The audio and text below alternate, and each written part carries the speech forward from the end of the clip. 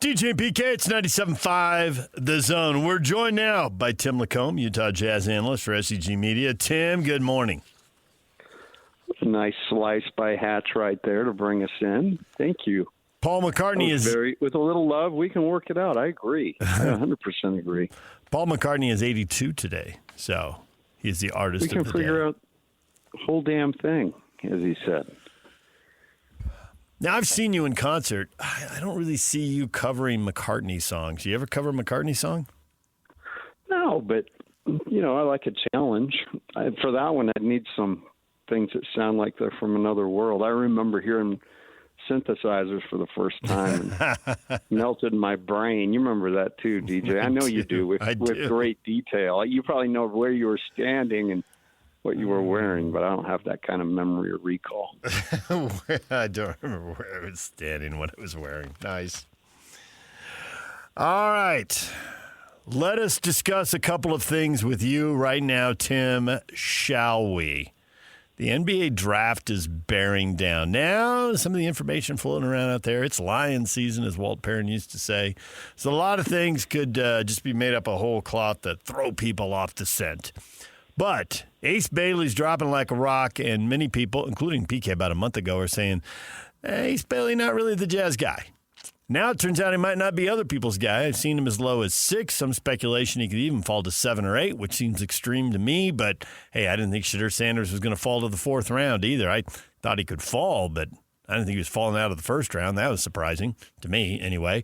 So I could see Bailey dropping to 6. Do you think he could drop to 6, or could he drop further? And most importantly, do you think the Jazz will pass on him if he's on the board? Well, there's a lot to unpack there. Let me just say that start from the very beginning. I think it is a good, healthy dose of lying season. Yep. And I think everything you gotta take everything with a grain of salt and look at it through different lenses. I think that's the key. And these organizations are very very strong. Financially, they spend money during this process to try to figure that out, to try to gain an advantage. And certainly no one, in those offices is calling around, shooting the bull with anyone saying, this is what we're going to do. So that stuff's kept really tight. And so I think it's really, at that point, it becomes now to have a plan ready, because the draft itself is done in real time. All these mock draft guys get to study and then conjecture for 30 minutes on the radio why they took their pick. But, in the draft room, that thing comes and goes pretty quickly. So you're also responding to what other teams are doing. So there's always that take too. With the Ace Bailey stuff, I with my own eyes, the things I see really intrigue me.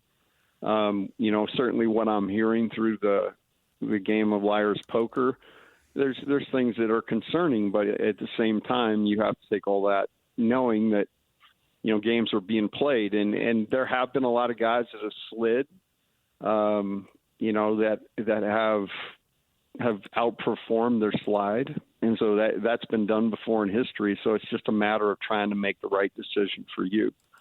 I would say this. I think the Jazz are in a spot to get a really good player. I've spent a lot of time over the last couple of weeks watching.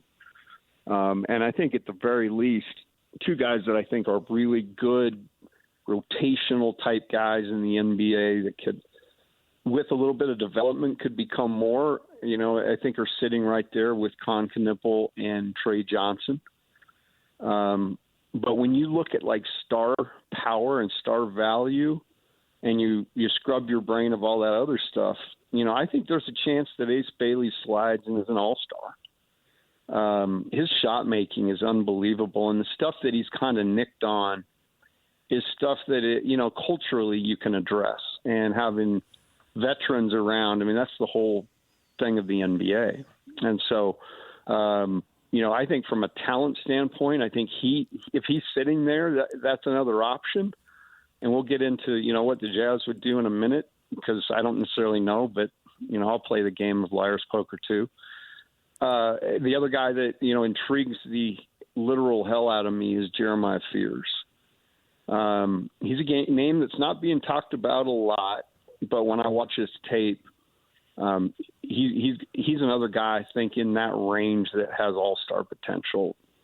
So there's kind of my thoughts, and then you can react.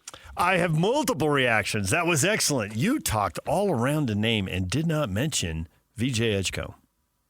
I think he's going to be gone. Excellent point. I think he's higher regarded, and also totally agree. He's one of those dudes. He's one of those dudes, DJ, that another team covets and Philly's willing to move or whatever, and they slide in to get him. So I just think there's too much buzz about him 1 through 4. I just think he's gone. 100% agree with you. I think he's gone too. I don't think he's last until 5. I get why Jazz fans have talked him up. I've seen a lot of stuff on social media from a lot of Jazz fans who are out there watching the tape. And because he played in the Big 12, they actually, watched his games. I mean, he was projected to be in this range all along. And they love him. And I think, for all the reasons you love him, he's not going to be on the board. So we can set that aside. We both think he's gone. Either Philly takes him, Charlotte takes him, or somebody trades up to take him. But he is more likely gone than on the board. So having said all of that, I've heard that one thing Austin really values, and I've heard this, I haven't heard it a lot, but I believe it from the person who told me this, is that he values tough-nosed, nasty, highly competitive people. And everybody values that. Everybody says they value that, right? But he really does in a way that other people don't. So let's assume, first off, do you think that's true? And second off, which player has that? So if it comes down to there's a lot of players of similar size, similar skill set, but if he sees a guy with that, who's it going to be? Well, I think that's a true statement in some respects, but at the same time, every single person in basketball, the one thing you can't see enough of is talent. You cannot see enough of a guy shooting the ball in the hoop, and you will find ways to coax yourself into siding with the guy that makes more shots. I remember, and this is a funny story, I used to, recruit for a living for BYU, and it was one of my main jobs. And so I was out playing somewhere, I was out watching a guy somewhere, and then, the process was he plays good, you line up an opportunity for coach to come see him, and you make that journey out there together. And, it's almost like Lion King. You hold up the recruit in front of coach to see if he'll bless it. And it wasn't quite that dramatic, but, just adding color. But we went out, and the dude did not make a shot, I don't think. I think he had probably the worst night of his life. And, coach was not a guy during that would say anything, just kind of watched it all, talked to the kid after. We're walking out to the car afterwards, and he said, "Hey, just make a note of this. It's and he said it just this way. It's probably more important for a guy to make shots when I'm in the building. If he can't shoot when I'm in the building, we probably shouldn't recruit him because he's, I'm going to be on the sideline a lot when he's playing." So he kind of just gave me a little dig. But I guess my point, long-winded, is you will find a lot of reasons to like a guy who can really play. But toughness and hard-nosed, that's certainly a part of it. You go back to, can that be taught culturally? Can that be taught the way that things are taught in jobs, on the job? Like, dude, that's not going to work. You got to do this. And so you're hoping for some of that. So if you can draft it all in one piece, go get it.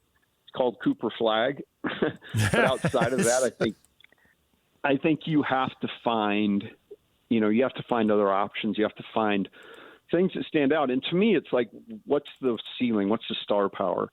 And that's why I mentioned those two names. I think Fears, just watching him play and knowing how the NBA's played, he's unbelievably good in ball screen, but where he's great, when a big switch is on to him, it's night. I mean, it is, a hezzy, a crossover, a step back, but he's making his decision, and that big is a step behind him almost every time.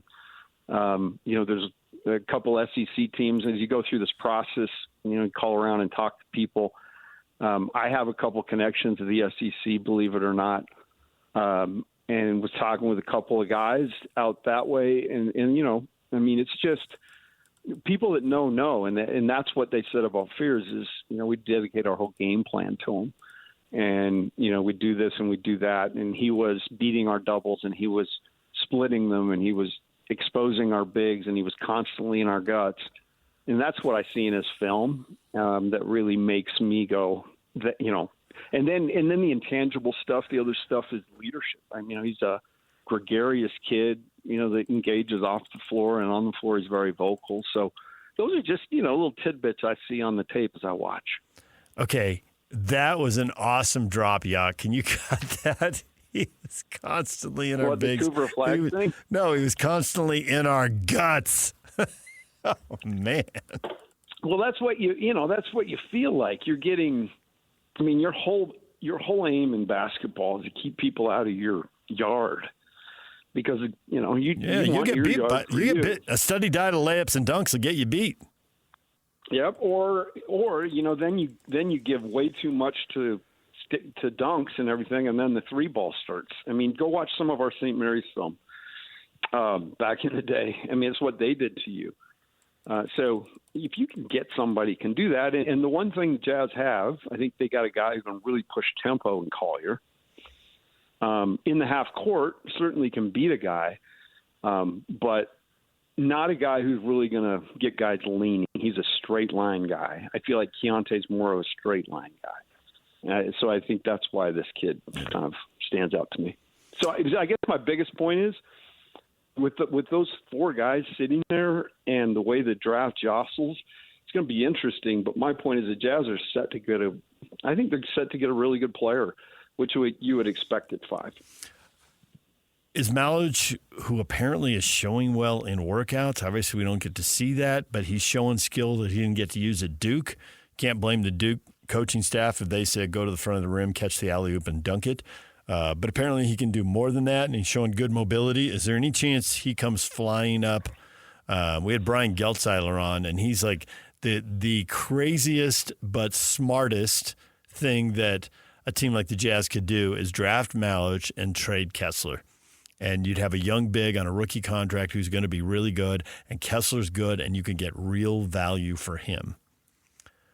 Does that strike you as the craziest thing you've ever heard? Or you think, bold but solid, let's do it?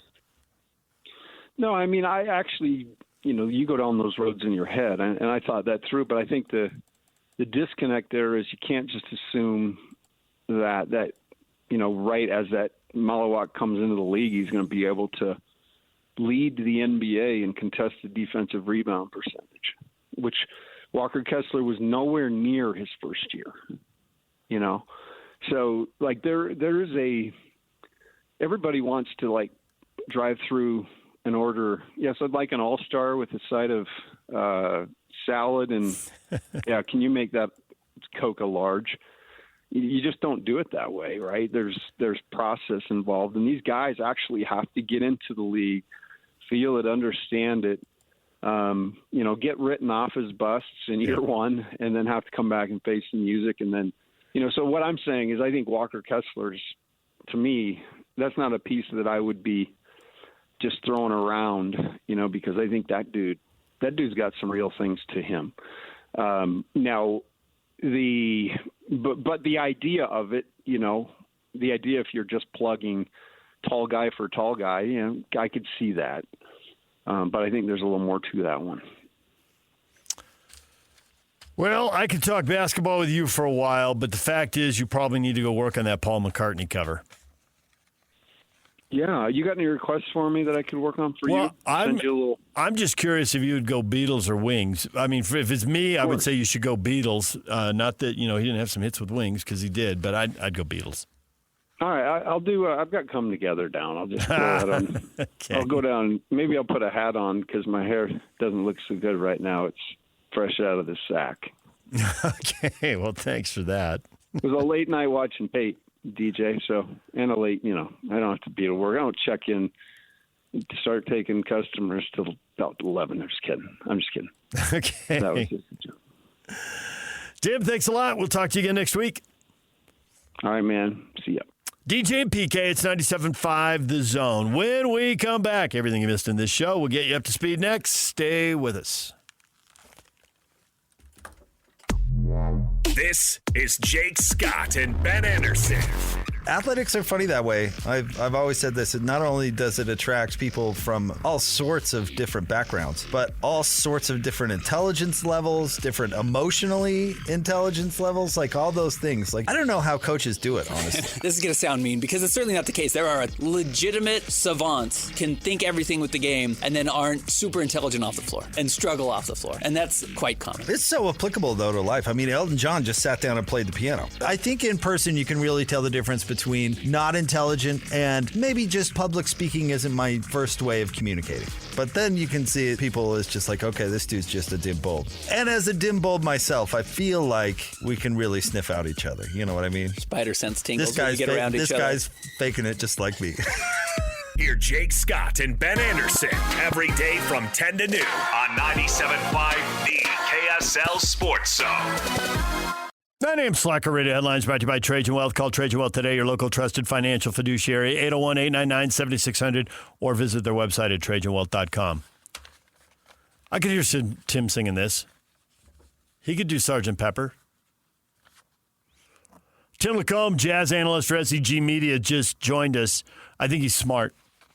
And do you know why we think people are smart? This is why I think someone is smart, but I think it's also why Yock thinks someone is smart, and I think it's just a default for all of you listening. We have an opinion. We ask someone a question trying to get the confirmation bias is built in, thinking, okay, they're going to agree with me and it's going to show me how smart I am. Or, in the case of PK, they'll disagree with me and then we'll get to have an argument, and that's fun. Those are the two ways to go, right? The person agrees with us. Then we find out we agree on stuff, and you walk away thinking that person's really smart. They really know how the world works because they agree with your opinion. You might both be up in the night, but that doesn't matter. I walk away thinking that person's really smart. Perhaps we're both wrong, and neither one of us are going to pick the Mavericks in any of the 4 series in the year they win the championship. Nice. One of the biggest sports bets, like I don't bet a lot, but I had a friendly wager with a good friend on that. So that was the Heat Mavericks series in 2011. Mm-hmm. I lost big time.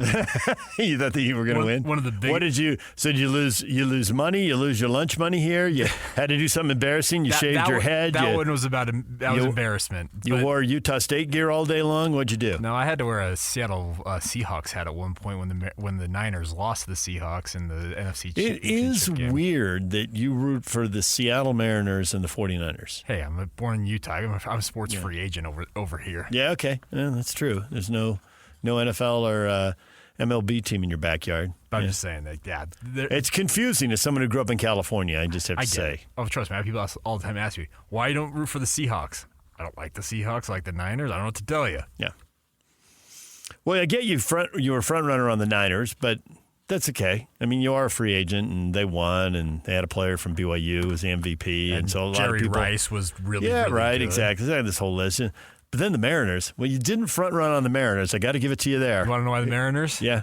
Griffey? Ken Griffey Jr. I figured it was Jr. I grew up in the 90s. Oh, he was awesome. And he was the dude. I went home because I'd grown and gone. I don't even know why I was there. Whatever Alex Rodriguez's rookie year was. It would have been 96? Probably about there. That. And I don't know why I was there. And I don't think my wife was on the trip. We would have been living in Utah at that point. And so, but I remember saying to my dad, we got the Mariners in town. We got to go see A-Rod. We got to see A-Rod. I mean, they got Griffey. They got A-Rod. And interleague play was relatively new at that point. Debuted 94. Actually. Okay, so it was 94 then. Yeah, I'd been married 3 years at that point. So, I don't know where my wife was. It was just my dad and I at the game. My brothers weren't there. My wife wasn't there. It was just dad and I. I remember that. He was a huge baseball guy. Yeah, it took about 3 seconds. You think we ought to do that? Yeah, father-son bonding time. I will selflessly go to a Major League Baseball game and watch A-Rod and Ken Griffey Jr. Yeah, good call. So the reason to get to why I think Tim is so smart and what we agree on is VJ Edgecombe gone when the Jazz drafted 5. And I know for a lot of you, he's the guy. Well, if he's going to be the Jazz guy, they're going to have to trade up. And Austin Ainge didn't rule it out, but he also made it clear that that seemed unlikely. And I get that. I mean, people don't usually trade up from 5 to 3 or 4. I suppose you can try to trade up for 2, but if you trade up to 2, you're not going for VJ Edgecombe. You're going for Dylan Harper. Be interesting to see if that's how it really plays out. Because at the time of the draft, this is the order. And then later on, it's like, why didn't somebody see this player or that player? Why did Jordan go 3? Why did Klay Thompson go 11? Why did Steph Curry? Why did Giannis? Why did Kawhi? Blah, blah, blah, blah, blah. Well, yeah, that's the thing about this. There will be a player that's taken later in this draft. At some point, the years down the line, we're all going to revisionist history. Okay, but I think the one thing I won't revisionist history on is what both Tim and Walker Mel from Charlotte, who joined us early in the show, and all of these interviews are available wherever you get your interviews. You can go to our website. You can go to YouTube. You can go to Apple. You can go to Spotify. You can blah, blah, blah, blah, whatever you do. We can't tell you what to do. We can't, quote unquote, retrain the audience. Got to meet the audience where they are. And the audience isn't moving for you. If anybody in broadcasting, radio or TV, has learned anything, or anywhere in the digital universe, podcast, whatever, has learned anything, be everywhere. Because the audience probably isn't going to come find you. That's a hard deal to get done in real numbers. So Walker Mel and Tim LaComb are both of the opinion that VJ Edgecombe is gone before the Jazz draft at 5. And Walker thinks, yes, he's heard all the trade rumors, but he thinks when push comes to shove, the Hornets probably don't trade.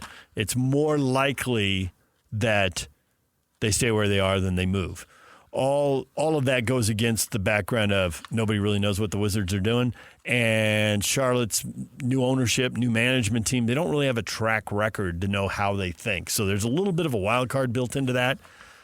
I think the most interesting trade, and I don't think they'll do it, but I think the most interesting trade would be if San Antonio traded out of 2. And I think they'll draft at 2. I think Dylan Harper may not turn out to be the second best player in the draft, but right now everybody thinks that. If they do trade, whoever trades in there, I think is taking Dylan Harper. He's going to go 2. And I think to San Antonio. I don't think the trade will happen. But I think it'd be super interesting. I think people really want him. I think if the Spurs want to bring in a veteran, because pups don't raise pups and all that kind of stuff, and they want to bring a veteran in with their young guys, which they did with Fox, but not a veteran who'd won a lot. Phoenix is looking to move off Kevin Durant, and the San Antonio Spurs are one of the preferred destinations. There are certain rules that I learned because I watched the NBA for a long time. Don't trade old talent for young talent. I'm with you. That is always, that's not a red flag going up. That's fireworks on the 4th of July. Kevin Durant's won at a high level for a long time. Like you talk about, like. There's a 20-year age gap. No.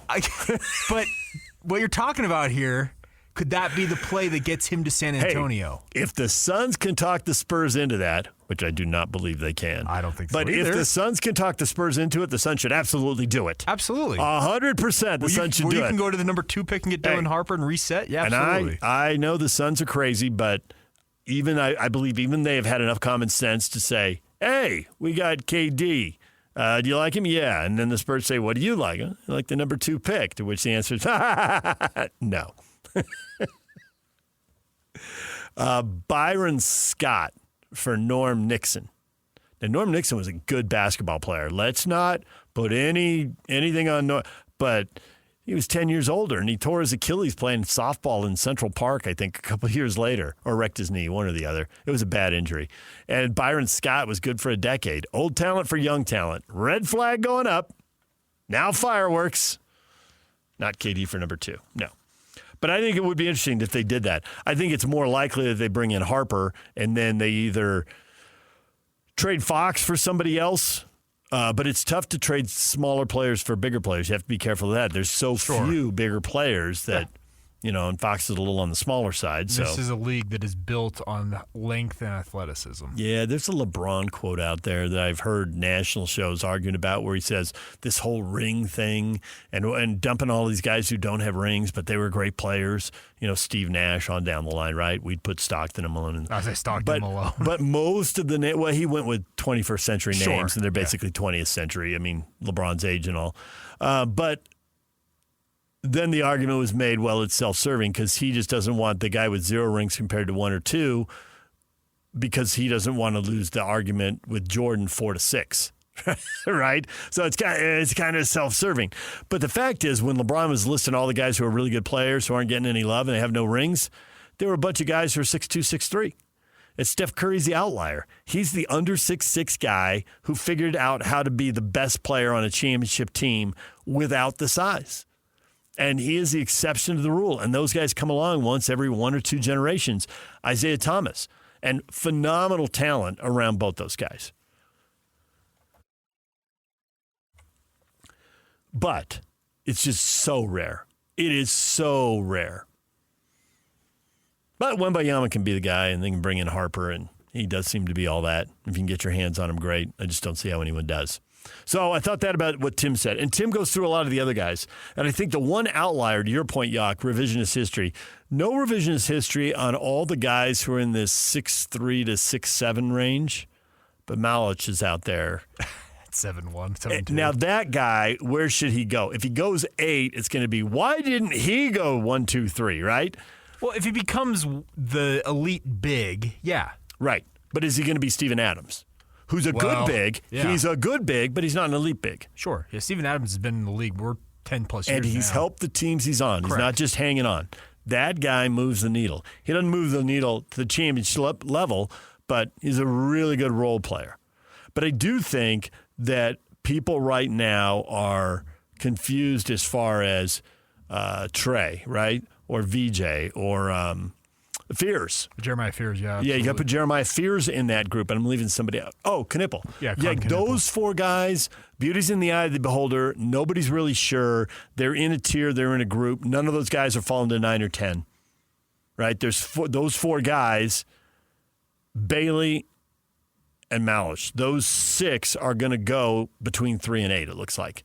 Yeah, and that's, to your point, it's all dependent on what you as a franchise are looking for. And in a really honest moment, they might say, not really sure. Well, sure. But the guy with the bulldog, the guy with the chip on his shoulder, the guy with the motivation, after we give him all the money and all the fame, how hard is he going to work to get better? And to be adding something to your game at the age of 24, at the age of 25, at the age of 26, not thinking, I've arrived. Well, and that's the interesting part. Look at Jeremiah Fears, for example, because we all know the story about Cooper Flagg and how he reclassified into this draft class. Yeah. Jeremiah Fears did the exact same thing. And that's, and you see in the write-ups, he's 18. And what Tim pointed out is he has people in the SEC who said their entire game plan was built around stopping this kid, and he still beat it. There's a lot to be said for that. And how much better can he get? So as a year younger, and correct. I think that matters. Yeah. I don't like the fact that they're telling 18-year-olds they can't go to work. I mean, this is America. They're done with high school. It's time to go to work. Before high school, we're getting into child labor laws. Okay, the last couple years after you're 16 or whatever. But like when you're 18 and they say you can't work, and I still don't get why it's okay for a bunch of 20-somethings to collectively bargain away somebody else's rights. For the life of me, I don't get how that works. I got no legal background. I wasn't pre-law on Friday nights at UC Santa Barbara. In retrospect, maybe that was a brilliant game plan that I should have thought of, but 17-year-old, 18-year-old me didn't figure that out. Should have been pre-law. What was I thinking? But I do not get how they negotiate away that guy's rights. It makes zero sense to me. Having said that, I do get how valuable it is to the NBA to see these guys who've only played up against talent that's 1 year older than them, if that. And they go to college and they have to play up 3 or 4 years. Because when you get to the pros, you have to play up 10 years, and that's a thing. And how do you beat these guys who are 5, 10, 12 years, 15 years older than you and all this experience and beat grown men? So get a little taste of that in college, playing against the older guys. Yeah, that's a real thing. And you ought to remember it from when you were on the playground or whatever sport you played as a youth, how hard it was to play up a year or two. It was tough. Why is that kid winning? You're in some pickup, even just at a pickup level, some pickup game. Well, he's a year or two older and he's bigger and he's stronger. Yeah, hard to beat that guy. We also talked with Cole Bagley this morning, Utah Mammoth NHL insider for The Zone. It's on. As Cole said, my offseason is over. The draft is a week from Friday and a week from Saturday. He Acknowledges the trade speculation out there, but doesn't really believe it's going to happen. I'm with him. I don't think they're going to trade that pick. It's a rare opportunity to pick top 5. You get a young guy, you get to add to a young core. I'm not sure, and it may come down to what move is there, and it's all shades of gray. But they basically have a core of guys who are 21 and a core of guys who are 27. And given a choice, I think they're going to add to the younger core. Now, if there's a free agent out there who makes a lot of sense, who's 26, 27, 28, 29 years old, yeah, they probably do that. But I think it makes more sense to add to that young core because they think they've got some other young guys who aren't there yet but are about to be. And obviously they got the 2 guys they brought over from Russia. And I don't think I can say boot. Danil Boot. I don't think I can say that. Some people enough. say it's Danil Boat, but No, don't take that joy away from me. I heard that earlier this week. So but to your point, they got to find the right age, and well, you can't get a hold of the 23, 24-year-old. They're under contract. And they sign long contracts in the NHL. Boy, absolutely. the NBA moved away from this a long time ago. Those 7-year deals like Kirilenko signed in the early 2000s. Well, Kirilenko's a big reason why those deals got killed. I know. And they're no good, and they don't live up to them. We have to keep these guys to shorter. And what happened is they empowered the players. Players are like 5, and then like, give me an opt-out at 3. Okay, so I've got 2 names. Now give me an opt-out at 2. Yeah. They all want option years. They want opt-out. Correct. And so there's 2 names that have been thrown out there as maybe the 2 biggest free agents in terms of players that the biggest free agents or biggest ones that the Mammoth would be in line for. Mammoth would be in line for. All right. Who are you talking? Mitch Marner, Sam Bennett. The problem, to your point, DJ, guess what both of their ages are? Bennett is 29, right? He'll be 28, turning 29 soon. Marner, 28 as well. But next season's is his 29-year-old playoff. He'll be 29 in the playoffs next year, yes. right? So that, to your point. But isn't Bennett going to get re-upped? He's not really going to hit the market, is he? But you said the Florida Panthers themselves, they already know that they're being priced out of 3 of their potential top guys. They're going to – I don't think they're going to lose all 3. I mean, they got 3 guys on the market. And they may prioritize Bennett as the guy that they want to retain. I think Marchand's 37. Yeah, Marchand may take He'll take the most money and get one last NHL payday.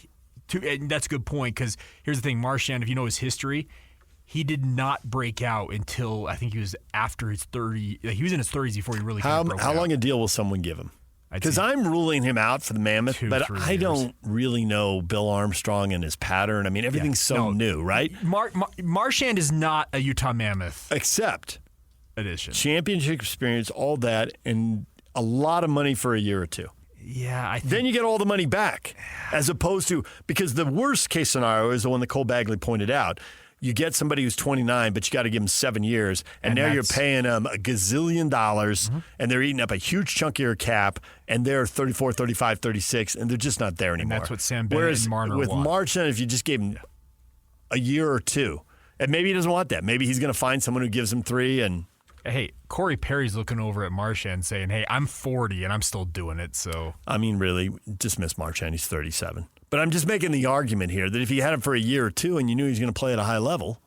And he could be a bridge player. I get what you're saying. Yeah. Championship DNA, hold guys accountable. And like, this is how you do it. Everyone else is trying to figure out how to do it. And that's what like he walks in, yeah. He's now won Stanley Cups with 2 different clubs. This is how it's done. He set NHL records for, but like everything, all the attitude stuff PK talks about. We just got beat 6-1 in fill in the blank city, wherever, right? Edmonton, right? This is how you get up the next day and you go train and you get on the bus and you go to the airport, and this is the attitude and this is mentality. Shoulders up, let's go. Quit your sulk. You could use that absolutely. If it were just for a year or 2, I would get that. Does he want to come west? If he signs a 4-year deal, I'm horrified. Yeah. But he's not going to. Bill Armstrong's not going to do that, so that's all. Does he want to come west? That's the big question. Oh, I don't know. I don't know all that. Yeah. I don't know. I mean, it's been hard enough to learn. I mean, total honesty. It's been hard enough to learn the Mammoth and follow everything we're supposed to follow, and to think that I've been following the whole NHL. There aren't enough hours in the day. I'm just going to raise my hand and plead guilty and say, somebody help me out. We got to figure this out. It's like hard enough to watch the NBA's Eastern Conference. I mean, all these leagues have gotten so big. Don't they feel like 2 leagues? I mean, baseball literally is. The only thing is the NFL, because they only play once a week, there's actually time to watch all the. Yeah. But when everybody else is playing 3 or 4 times a week. Correct. Yeah, stand up with it. If it's baseball and playing 6 times a week, how do you follow and watch all of this? You try to skim along and pick up, but there's not enough hours in the day. There's too much going on. Deal with it. All right, DJ and PK, it's 97.5 The Zone. Your feedback next. Stay with us. And it's all over almost here. Don't go nowhere. DJ and PK, it's time for your feedback. Occasionally we get delayed feedback. Some of you people, it turns out, aren't on social media all during the show, giving us precisely what we need to make the show better. That's okay. I respect you for it. You have lives. If you wander into it every, 12, 18, 24, 36 hours, whatever, and put down something funny, that's good enough. Tyler Tucker was a little late to the party. Yesterday, we were talking about why would 5-star quarterback recruit Ryder Lyons choose BYU. And Tyler, long after the show was over, probably because, he had something important to do, he said, late night Rancheritos festivities. Okay. I tweeted back, you're dating yourself with Rancheritos comments. Those require a certain level of maturity. And I gave him the gif of the old guy with the gray beard. I'm in my prime. Zach Stout would like a word. And Tyler said, as someone who just turned 40, I'm cool with that. All right. Way to go, Tyler. Nice. A little late to the party, but you brought your A game when you showed up. Good work. Brandon's just going to post this every day. And why are you not talking about the Utah Warriors rugby, Utah's only pro sports team in the postseason and 1 game away from the national championship final? Didn't we get that yesterday? PK said because his job. Now, when I go out and make, what's the expression I used in the manifesto that PK always quotes? A conscious decision. You made a conscious decision. Yeah. Yes. Yeah. It's literally what we do. You decide, are you going to cover this or not? Are you going to lead with this or not? You show up, there's 20,000 people there. For whatever reason, 10,000 people is about my cutoff. That's about it. And if you can't get 10,000 people there, how are we going to get an audience? And if we don't get an audience, you know what happens? Because I do. It's happened. Could you go to the general manager's office and bring your security card with you? That's what happens. So I'm going to make another conscious decision. You younger people may not remember this, but there used to be a sportscaster in town named Bill Marcroft. And Bill was near the end of his career when PK and I showed up. Bill was great to both of us. One of the great tragedies, and there are many, but one of the great tragedies of COVID was that's when Bill passed away. And I believe he was 89. He might have been 88. But he's in his late 80s. I think he was 89. And that was when we weren't doing church services in person, and we weren't doing weddings and funerals, and we weren't putting a lot of people in a room all at once and letting them breathe on each other. And he never had that memorial service. And I think a ton of people would have showed up. A ton of people loved Bill, and he was good to a ton of people. And he was certainly good to me, and I know PK would say the same thing if he weren't on vacation today. And Bill, once upon a time, told the then young Greg Marsden, the gymnastics coach at the U, when Greg, hey, you ought to come cover us. No, it's not my job to promote your program. Draw 5,000 people, and then I'll come. And Greg called back and said, we're drawing 5,000 people. And Bill went over to the camera, started doing stories, ended up traveling to NCAA championships, profiling Olympians, all kinds of stuff. And we all know the program blew up and became really popular. But there's a certain amount of, you got to get to a certain threshold, because if you don't have enough listeners, you don't have enough viewers, you don't have enough clicks, you will get let go. Yuck. When's the last time you heard anyone talk about layoffs and your blood ran a little cold? A couple months back. Right? Yeah. It's like a real thing. That happens. Oh, it doesn't happen to you. Well, yeah, because I make decisions like this. But outgrow that stadium, pump that attendance up, and winning certainly helps with that. And everybody will be out there. Lamar Jackson dropped a line that made me laugh. He was talking about, he was asked if he was over the playoff loss to the Bills, and he says, I don't think I get over any losses, to be honest. I got losses from youth football that still haunt me. All right. I like that. So we started recounting some L's from high school, and we threw it out there. Devin says, senior year in high school varsity soccer, we lost to South Umpqua on our home field, and we missed out on the state playoffs. It freaking sucks. We hated South Umpqua. Nice, Devin. That's high school sports in a nutshell right there. Ryan, yeah, I got thrown out at home in the championship game. I misread my coach's signal. I was in second grade. Second grader ran through the stop sign? I've never understood that. Those should be going home is the windmill. Pointing at the bag is stop. How do you mess those up? I never understood that. I mean, if you run through it on purpose, yeah, I get that. You're hard-headed and you think you're faster than you are. Sure. David, I took a lot of L's with girls in my youth. Do those count? That said, you really only need one to win one championship, so it's really not the same. See, the L's don't matter. He's happily married years later. The L's no longer matter. Nice.